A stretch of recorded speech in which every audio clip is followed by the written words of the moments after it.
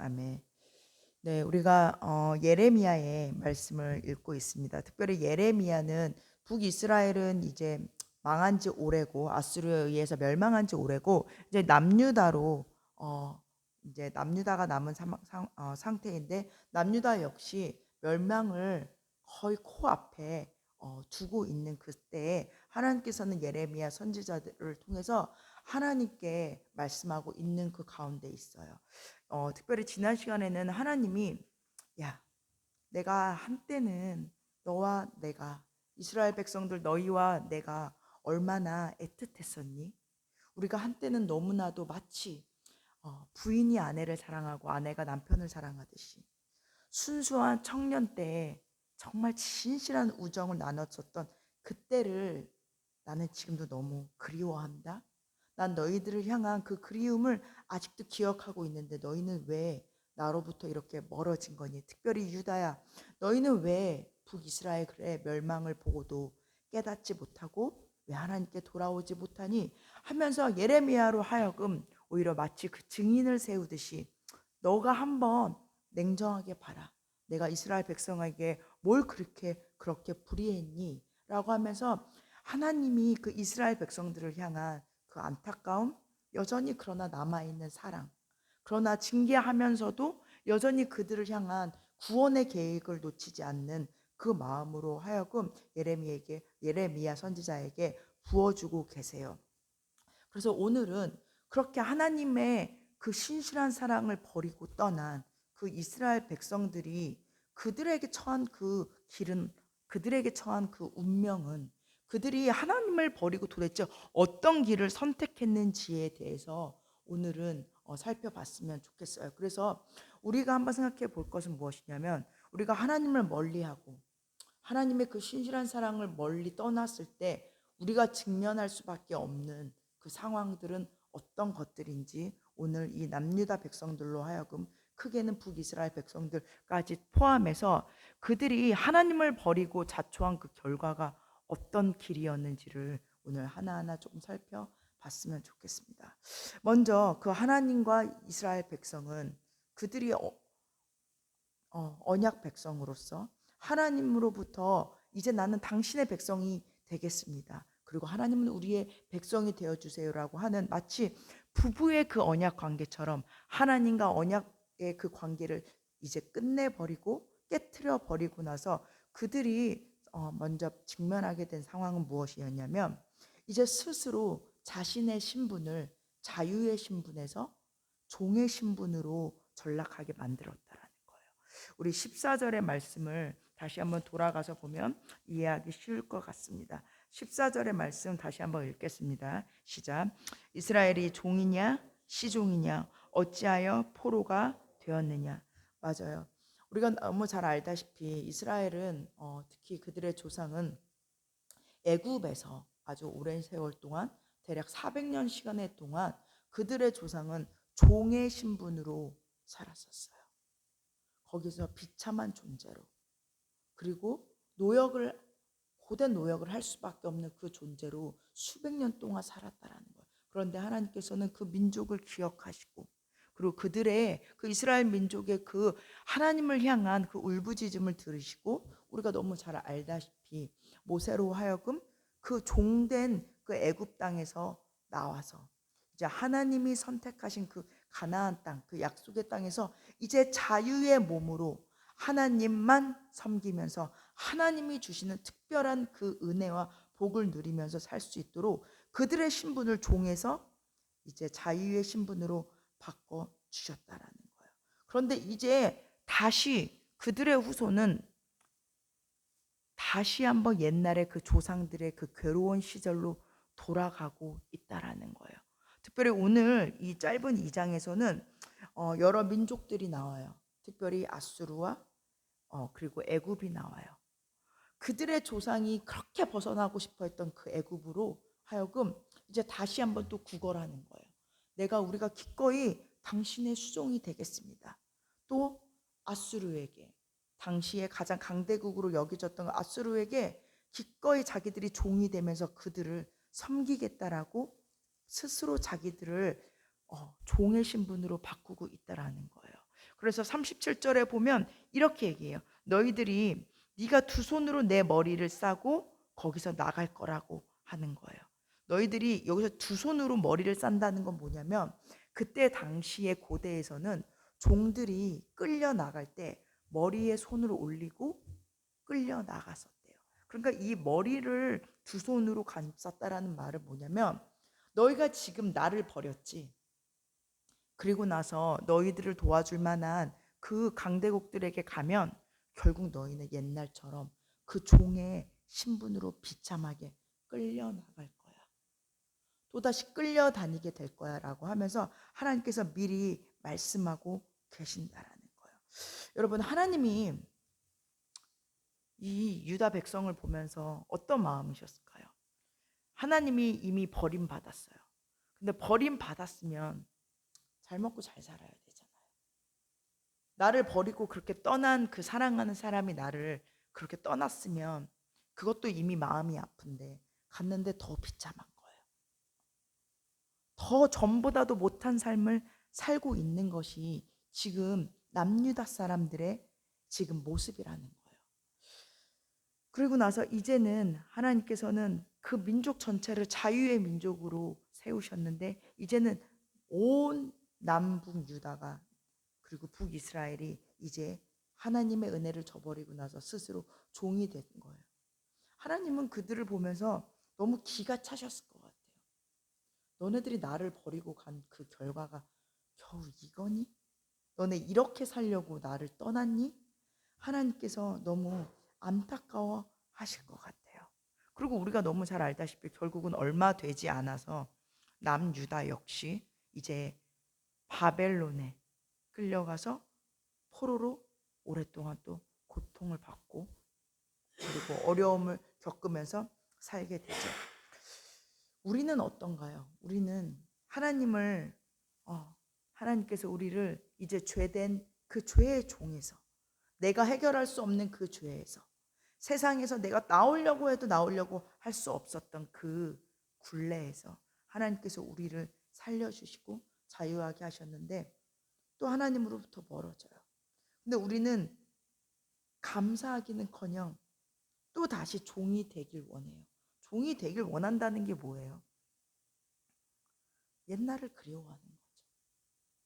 마치 이스라엘 백성들이 그래도 애굽에서 종살이 하면서 부엌에서 고기 조금 얻어먹던 그 시절을 그리워했던 것처럼 그래도 내가 하나님 믿기 전에 세상의 즐거움이 좋았는데 내가 그래도 이렇게 하나님 앞에 부름받기 전에 그래도 옛날에 조금 자유로웠는데 그 가치 없는 무가치한 그리고 거짓 즐거움과 거짓 자유를 우리는 그리워하는 거예요. 그게 하나님이 보시기엔 뭐냐면 옛날에 그 종이었던 그 신분을 그리워하고 있는 거나 똑같다라는 거예요. 여러분, 하나님이 그 우리를 보고 있는 그 모습이 마치 이거와 같아요.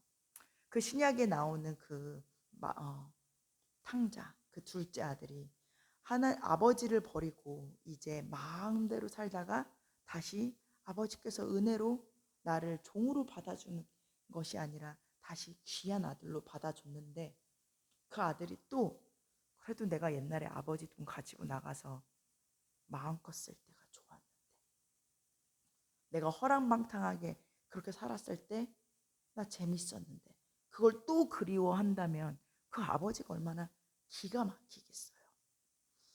우리도 마찬가지라는 거예요. 오늘 하나님께서 이스라엘 백성들에게 이렇게 말씀하세요. 19절에 보면 네 악이 너를 징계하겠고 네 반역이 너를 책망할 것이라. 그런즉 네 하나님 여호와를 버린가 네 속에 나를 경외함이 없는 것이 악이요 고통인 줄 알라. 주만군의 여호와의 말씀입니다. 무슨 말이냐면 이제 그렇게 자기네 멋대로 다시 하나님을 떠나서 멋대로 죄의 가운데 살면서 당연히 거기에서 얻어지는 결과는 고통이거든요. 오늘 유다 백성들과 북이스라엘 사람들을 보듯이 우리 역시 마찬가지예요. 그렇게 하나님을 또 떠나요. 그리고 다시 옛날로 돌아가요. 또 다시 하나님이 없던 시절로 하나님을 모르던 시절로 떠나요. 그리고 나서 또 당연히 어려움을 겪겠죠. 그러면서 또 그래요. 하나님 왜 나를 여기서 어렵게 만드세요? 왜 나를 이 어려움에서 나를 건져주지 않으세요? 하나님 나를 사랑하시다더니 왜 또다시 어려움을 겪게 하세요? 하나님이 오늘 이렇게 말하는 거예요. 네 악이 너를 징계하는 거야. 너가 스스로 자처한 그 악의 길이 너를 스스로 책망하는 거야. 네가 나를 떠나서 그 반역하는 그 것이 당연히 너를 괴롭게 만드는 거야. 나 원망하지 마. 라고 하면서 우리의 양심에 호소하라고 말씀하시는 거예요. 여러분, 우리가 다시 한번 생각해 봐야 될 것 같아요. 물론 하나님은 자녀된 우리를 때로는 징계하세요. 아버지가 아들을 징계하듯이. 사랑하는 자녀를 훈련시키듯이. 그러나 또 대부분은 또 우리가 부인할 수 없는 것은 무엇이냐면 내가 하나님으로부터 떠나서 하나님으로부터 멀어져서 하나님을 섬긴다고는 하면서 내 마음대로 살면서 또는 내가 만들어낸 내 악의 굴레, 그 마음의 굴레에서 벗어나지 못해서 내가 스스로 혼자서 괴로워하면서 하나님 나 오늘 괴로워요. 하나님 나 오늘 슬퍼요. 라고 하나님께 헛된 호소를 하고 있는 건 아닌지 우리가 오늘 점검하고 다시 하나님께 회개해야 될 줄 믿습니다. 하나님이 우리에게 오늘 말씀하세요. 너의 악이 너를 징계하는 거고 너의 반역이 너를 책망하는 거야. 돌아와라. 돌아와라. 라고 오늘 말씀하고 계신다라는 거예요. 자, 두 번째입니다. 그렇게 신실한 하나님의 사랑과 은혜를 버리고 떠난 그 이스라엘 백성들의 길은 앞서 말한 대로 스스로 종이 되게 만들었다라는 거예요. 두 번째, 그들이 만난 그 길은 어떤 길이냐면 사랑을 구걸하는 신세로 전락하였다라는 거예요. 우리 33절의 말씀 같이 읽겠습니다. 시작. 네가 어찌 사랑을 얻으려고 네 행위를 아름답게 꾸미느냐. 그러므로 내 행위를 악한 여자들에게까지 가르쳤으며. 오늘 말씀하세요. 이제 이스라엘 백성들이 하나님이 보시기엔 어떤 모습이냐면 사랑을 얻으려고 꾸미는 겉모습을 꾸미는 그런 헛된 사랑을 꿈꾸는 여인의 모습이라는 거예요. 특히 여기에서 꾸민다라는 표현이 사용된 이 히브리어 언어가 어디서 사용됐냐면 열왕기 하에 우리가 잘 아는 그 북이스라엘의 가장 악한 왕 이세벨의 아내가 자기의 모습을 꾸밀 때 쓰였던 그 단어와 똑같아요. 아합의 아내 이세벨이 자기를 꾸미고 나서 뭐라고 얘기하냐면 악을 도모해요. 하나님을 대신해서 이스라엘 백성들에게 보냄을 받은 그 선지자를 죽일 계획을 해요. 그 계획을 하기 전에 그가 또 자기의 모습을 단장할 때 쓰였던 그 단어가 오늘 여기서 사용한 꾸미고 있느냐의 그 단어예요. 뭐냐면 너희가 지금 악한 모습으로 악한 것을 꾀하면서 단장하고 있는 모습이라는 거예요. 여기서 이 이스라엘 백성들이 꾸미는 건 왜 꾸미는지 아세요? 앞서 말한 대로 그 주위 열방의 강대국들에게 잘 보이려고, 환심을 살려고, 그래야 남유다가 망하지 않을 것 같으니까, 그래야 남유다가 안전할 것 같으니까. 그래서 아수르에게 사랑을 구걸하고 애굽에 구걸하고 있는 모습이 하나님이 보시기엔 역겨운 거예요. 그러니까 마치 이세벨이 단장하는 거와 너가 같구나 라고 오늘 말씀하신다라는 거예요. 여러분, 모든 사람은 사랑을 구걸할 수밖에 없는 존재인 것 같아요. 왜냐하면 사실 오늘 우리는 하나님의 그 성삼위일체의 모든 완벽한 그 사랑의 결정체가 우리 인간이거든요. 그렇기 때문에 우리는 하나님 아버지의 그 성삼위일체의 사랑 안에 온전히 연합할 때 그 사랑이 fully 채워질 수가 있다라는 거예요. 온전히 채워질 수밖에 없다라는 거예요. 그런데 그 사랑에서 우리가 멀어지면 바깥에다가 외부에다가 사랑을 구걸할 수밖에 없는 존재를 하는 거예요. 그러니까 이제 하나님을 떠난 이스라엘 백성은 하나님이 아닌 다른 곳에 사랑을 구걸하면서 헛된 단장을 하며 꾸미고 있다라는 거예요. 하나님은 온 이스라엘 백성들을 사랑을 충분히 해주고 계셨어요. 어느 누가 감히 사랑을 준다 하더라도 감히 채워줄 수 없는 그 흡족한 사랑을 주셨다라는 거예요. 그래서 민수기에 보면 다른 민족들이 이스라엘 백성들을 저주하려고 할 때 그조차도 이스라엘 백성들이 하나님을 원망하고 하나님을 불신하고 있는데도 하나님께서는 감히 자기가 사랑하는 이스라엘 백성들을 자신이 책망할지언정, 자신이 징계할지언정 다른 민족들이 감히 저주할 수 없도록 끔찍히 사랑하세요. 그러면서 이렇게 말씀하세요. 내가 이스라엘 백성들을 선택한 것을 후회하지 않아. 그런데 감히 너희가 어떻게 내 백성들로 하여금 저주하게 만드니? 이 민족은 축복받을 수밖에 없는 내 사랑하는 백성이야 라고 하면서 다른 민족들이 질투할 만한 사랑을 이 이스라엘 민족들에게 주고 계셨어요. 그런데 그들은 그 사랑을 저버린 거예요. 그리고 나서 이제 어떻게 해요? 자기들 마음이 헛헛하거든요. 그럼 그 사랑을 채울 수밖에 없는 게 인간이거든요. 그러니 다른 민족들에게, 다른 그 수많은 우상들에게 사랑을 갈구하면서 스스로 비참한 존재로 전락한 것이 오늘 남유다가 하나님을 떠난 다음에 직면하게 된 상황이라는 거예요. 우리도 마찬가지예요. 하나님을 떠나면 비참하고 외롭고 허전할 수밖에 없는 것이 우리라는 것을 먼저 인정해야 돼요. 근데 하나님은 그것을 부인하지 않으세요. 그렇기 때문에 오히려 나에게 와라, 내 사랑을 받아라, 내 사랑을 먹어라 라고 말씀하신다는 거예요. 신약에 나오는 그 수가성의 그 사마리아 여인이 그랬던 것 같아요. 남자가 많았지만 그 여인이 늘 목마른 거예요. 이 남자를 만나면 내가 내 사랑을 채울 수 있을까? 이 남자를 만나면 내 사랑을 채울 수 있을까? 아마 그 여인은 지속적으로 목마르고 지속적으로 불안했을 것 같아요. 오늘 그 여인에게 예수님께서 뭐라고 말씀하시죠? 나에게 와라. 내가 목마르지 않는 영원한 생명수를 너에게 줄게. 오늘 그 예수님의 말씀이 하나님께서 이스라엘 백성에게 하고 계신 말씀이라는 거예요. 우리 13절로 올라가서 한번 다시 말씀 읽겠습니다. 13절에 하나님께서 이렇게 말씀하세요.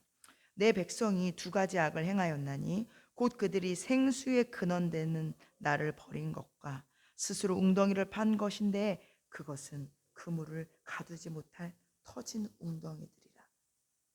너네들이 생수의 근원인 나를 버렸으니 목마른 건 당연해. 그러니 너희가 다른 민족에게, 다른 왕에게 가서 그 목마름을 채우려고, 그 사랑을 채우려고 정처 없이 다니는구나. 정처 없이 그 사랑을 갈구하면서 다니는구나 한다는 거예요. 특별히 18절에 보면 이렇게 말씀하세요.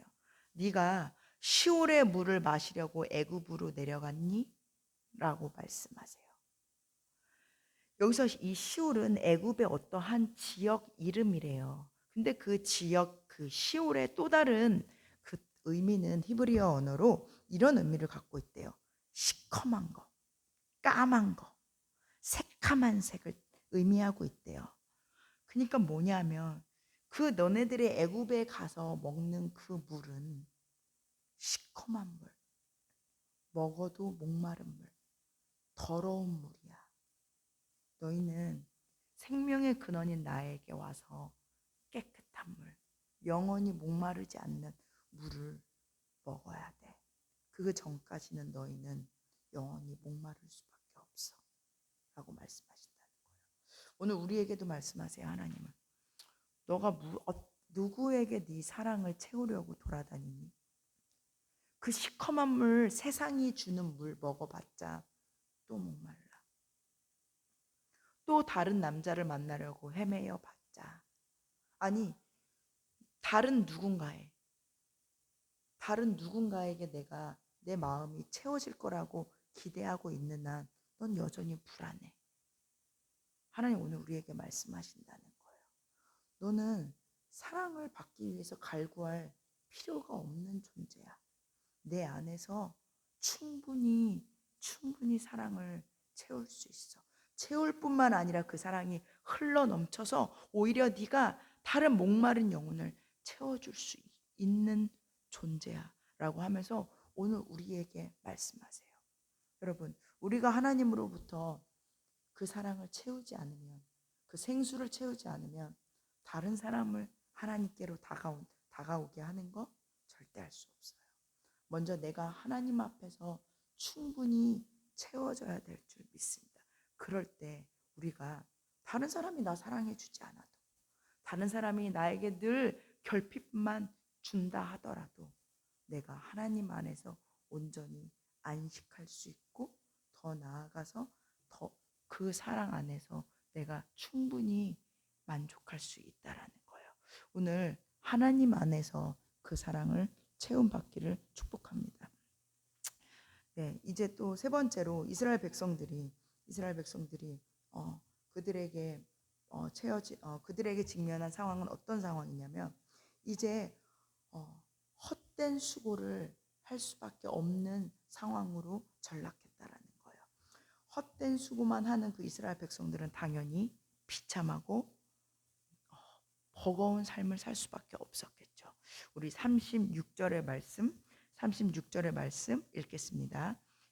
네가 어찌하여 네 길을 바꾸어 부지런히 돌아다니느냐? 네가 아수르로 말미암아 수치를 당함같이 또한 애굽으로 말미암아 수치를 당할 것이라. 오늘 그 사랑을 갈구하고, 그리고 자기를 구원해 줄 누군가를 찾고 청차 없이 돌아다니는 그 이스라엘 백성들에게 오늘 하나님께서 말씀하세요. 부지런히 돌아다니는구나. 아주 열심히 일하고 다니는구나. 끊임없이 수고하고 있구나. 오늘 말씀하세요. 오늘 앞서 말한 대로 이스라엘 백성들은 사랑을 받기 위해서, 그리고 자기들을 구원해 줄 누군가, 자기들을 보호해 줄 누군가를 찾기 위해서 주위에 있는 열방들에게 열심히 수고하면서 다녔을 거예요. 우리가 열왕기 상하서를 살펴보면서 알듯이 조공도 갖다 바치고, 그들이 원할 때마다 군인도 파견하고, 그들이 원하는 신상도 만들고, 그들이 원하는 우상도 섬기고 아주 바쁘고 수고로운 삶을 살았어요. 근데 너희는 아수르에게 수치당할 거고 애굽에게 수치당할 거야. 결국 남유다는 바벨론에게 포로로 끌려가고 멸망을 당해요. 오늘 하나님께서 이렇게 이스라엘 백성에게 말해요. 특별히 19절에 보면 나는 만군의 여호와라고 말씀하세요. 만군의 여호와라는 표현이 이제 우리가 앞으로 예레미야를 보면서 살펴보겠지만, 만군의 주 여호와라는 이 표현이 구약 전체에서 중에 가장 많이 쓰여요. 대략 75번 정도가 예레미야서에서 쓰게 돼요. 하나님은 오늘 남유다 백성들에게 말씀하시는 거야. 너희들이 왜 그렇게 애굽에게 그리고 아수르에게 구걸하면서 다니는 줄 아니? 너희는 나를 모르기 때문이야. 나는 있잖아, 만군의 주 여호와야. 여러분, 만군의 주 여호와도 우리가 사실 이렇게 선뜻 와닿지는 않죠. 만군의 주 여호와라는 뜻은 모든 군대의 대장이라는 뜻이에요. 무슨 말이죠? 지금 잘 나가는 아수르의 군대 대장도, 한때 잘 나갔던 애굽의 군대 대장도, 그리고 앞으로 다가올 바벨론의 군대 대장도 나 만군의 주 여호와 밑에 있는 것들이야. 내가 모은 온 인류의 군대의 대장이야. 너희들이 내가 누군지 모르니까 나를 떠나서 이렇게 헛수고만 하며 그렇게 지쳐 있구나라고 말씀하신다라는 거예요. 여러분, 우리가 왜 그렇게 헛수고를 하면서 다닐까요? 왜 헛수고를 하면서 그렇게 열심히 돈을 향해서 또는 어떤 사람을 세워주려고 또는 어떤 지위를 얻으려고 그렇게 그렇게 수고하면서 살까요? 그것들이 구원을 해주기 때문이죠. 그것들이 우리를 구원을 해주기 때문이에요. 어떤 구원? 구원이 뭐 멀리 있는 구원이 아니잖아요. 배부르고 등 따시게 해주는 거죠.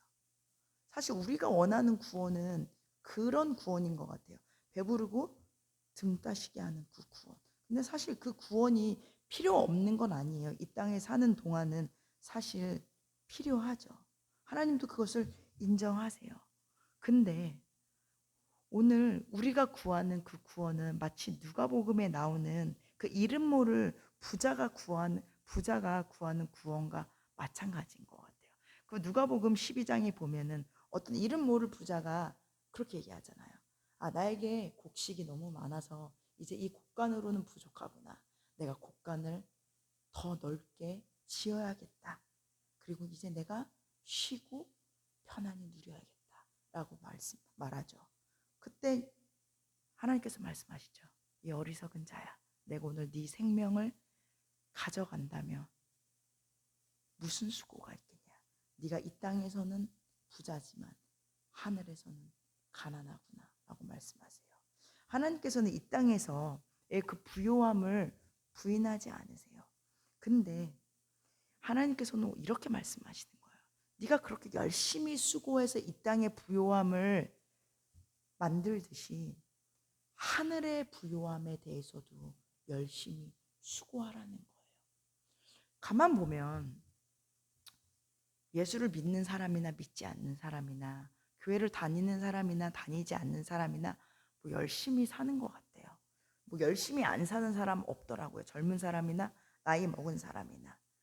그러니까 아까 좀 전에 말한 그 누가복음에 나온 그 부자가 그렇게 말해요. 이제 내가 쉬어야겠다. 쉬어야겠다는 게 뭐겠어요? 열심히 일한 거예요. 열심히 일한 거예요. 근데 하늘의 것에 대해서는 열심히 일하지 않았던 거예요.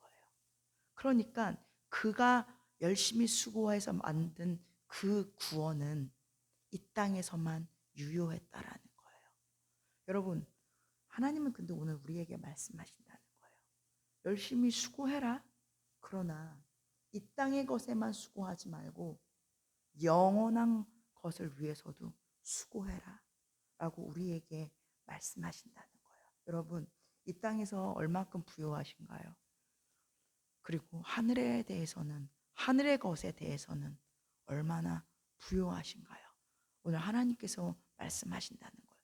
이스라엘 백성들이 그렇게 정처 없이 수고하고 발빠르게 다니고 부지런히 돌아다니면서 애굽에게, 아수르에게, 또 후에는 바벨론에게 열심히 정처 없이 수고하면서 다닌 그 수고는 이 땅에서의 구원밖에 허락하지 않았다라는 거예요. 그리고 그것도 얼마 가지 않았어요. 그러나 그 만군의 주 여호와 하나님은 이스라엘 백성에게도 마찬가지고 오늘 우리에게도 말씀하신다는 거예요. 나는 이 땅에서만 너희를 부요하게 하는 것이 아니라 영원히 부요하게 만들어줄 거야. 그게 나란다. 오늘 우리에게 말씀하신다라는 거예요. 그래서 이제 오늘 그 이 세상의 부요함 뿐만 아니라 하늘의 부요함까지 우리가 그것을 위해서 수고했을 때 하나님께서는 30배, 60배, 100배 그 영적인 열매로 우리에게 갚아주시는 그 하나님을 우리가 믿고 있다라는 것을 여러분이 기억할 때 세상의 것을 향해서 세상의 것을 따라서 수고하면서 지쳐하고 그리고 허탈해하는 것이 아니라 오히려 하나님의 것을 하나님의 것 안에서 부유해지는 것을 보면서 우리가 만족하고 더 큰 영광의 것을 사모하면서 남은 세월을 살 줄 믿습니다. 이제 말씀 정리하겠습니다. 사실 오늘 이스라엘 백성들이 하나님을 떠나서 이러한 비극을 경험하게 된 거는 사실 모든 죄된 인간의 어쩔 수 없는 운명이에요. 이스라엘 백성들만 그런 것이 아니라 모든 죄된 우리가 겪게 되는 운명이라는 거예요. 우리가 하나님 없이 살 때 그렇게 비참하고 수고롭고 사랑을 갈구해야 되고 종에 묶여서 살 수밖에 없는 그 인생을 자진해서 선택할 수밖에 없는 것이 사실 오늘 이스라엘의 운명이고 사실 우리의 운명이라는 거예요. 왜냐하면 우리에는 죄된 그 습성이 있었기 때문에. 근데 이제 이스라엘 백성하고는 우리가 다른 존재가 되었다라는 거예요. 하나님은 이제 그렇게 죄된 존재로 살 수밖에 없는 그 이스라엘 백성들을 보면서 이제 또 다른 구원을 계획하셨다는 거예요. 예수 그리스도를 통해서. 그래서 이제 우리에게는 이제 죄된 그 본성에 그 죄를 질 수밖에 없는 그 존재에서 이제 의롭게 살 수 있는 그 자리로 우리를 옮겨주셨다는 거예요. 옮겨주셨을 뿐만 아니라 이제 하나님의 자녀로 살 수 있는 그 신분을 바꿔주셨다라는 거예요. 그래서 오히려 우리가 죄를 지을 때마다 우리 안에 계시는 그 성령님께서 말할 수 없는 탄식으로 우리를 안타까워하면서 또다시 그 의의 자리로 또다시 의의 자리로 우리를 옮겨주시고 우리를 이끌어주시고 도와주고 계신다라는 거예요. 그래서 이제 그 성령님의 도우심에 힘입어서 그리고 하나님의 그 우리를 예수 그리스도로 하여금 죄된 신분에서 죄를 벗어나는 것뿐만 아니라 하나님의 아들의 그 신분으로 옮겨주신 그 사랑에 우리가 이제 반응하는 그 삶을 우리가 살아야 될 줄을 믿습니다. 그럴 때 우리가 이스라엘 백성의 경험했던 그 하나님의 특별한 은혜, 하나님의 신실한 은혜를 우리가 계속 누리고 이 땅에서 살 줄 믿습니다.